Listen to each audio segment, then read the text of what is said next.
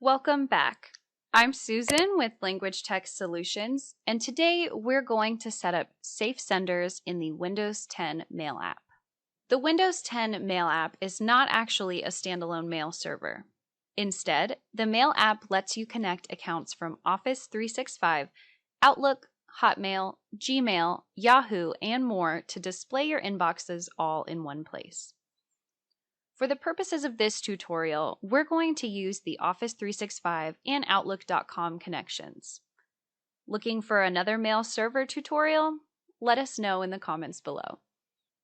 Because this app is connected to our outside mailbox, there are limited settings that we can control from the app itself.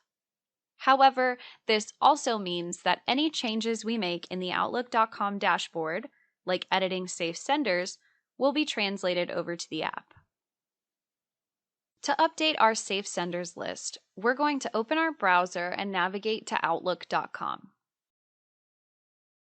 From here, we'll sign into the account that we want to make changes to. Once we're signed in, we'll navigate to the settings icon. If you don't see the settings icon, try expanding the size of your browser window until it appears. From the settings sidebar, we want to look for the View All Outlook Settings option. From this settings window, we'll want to select Junk Email. This is going to open our junk email options, where we're able to add or remove senders and domain names from our blocked and safe senders lists. Remember, blocked users and domains will automatically be filtered into your junk mail folder, and messages from safe senders will never be automatically blocked. If we scroll down, we can see that we have similar options to our Outlook app that let us further restrict our safe senders. Remember, selecting only trust emails from safe senders list options will automatically filter all other emails to junk, so be careful.